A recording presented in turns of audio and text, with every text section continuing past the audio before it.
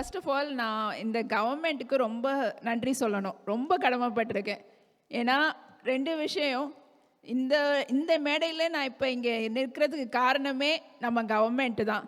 என்னதான் நான் படித்து வந்திருந்தாலும் நான் ஜியோ இன்ஃபர்மேட்டிக்ஸ் அண்ணா யூனிவர்சிட்டியில் படிச்சிருக்கேன். எம்எஸ் வந்து பிட்ஸ் பிலானி, அப்புறம் ஐஐடி பிஹெச்டி.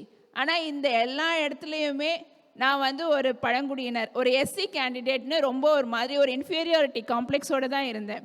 ஆனால் ஒரு பர்சனலில் வந்து ஒரு பிரச்சனை, அதாவது ஒரு உடம்பு சரியாமல் போனதுனால வந்த ஒரு இது. நான் ஐஐடியில் படித்த பிஹெச்டியுமே ஹெல்த் கேர் இன்ஃபர்மேஷன் சிஸ்டம்ஸ் தான். அப்போது இவ்வளோ படிச்சிருந்தாலுமே இந்த ப்ராப்ளம் வந்துச்சுன்னா படிக்காதவங்க எவ்வளோ கஷ்டப்படுவாங்க. இப்போல்லாம் புதுசாக வியாதிகள் வந்துட்டுருக்கு.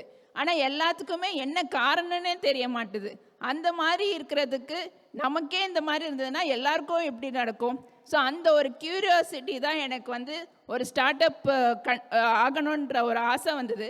அந்த ஆசை வந்து ஒரு விதையாக இருந்தது. அந்த விதைக்கு காரணமே ஸ்டார்ட் அப் தமிழ்நாடு தான். இந்த மாதிரி ஒரு நீங்கள் இவ்வளோ இது பண்ணியிருக்கீங்க, இதை வந்து வெளியே எடுத்துகிட்டு வாங்கன்ட்டு ஃபஸ்ட்லேருந்து இந்த எஸ்சி/எஸ்டி ஃபண்டிங் இருக்குது, நீங்கள் அப்ளை பண்ணுங்கள். ஆனால் எதுவுமே சும்மா கிடைக்கல சார். 8 மாதம் அந்த ப்ராசஸ் நடந்தது. இங்கே இருக்கிற மேடமும் அவங்க one of the committee member.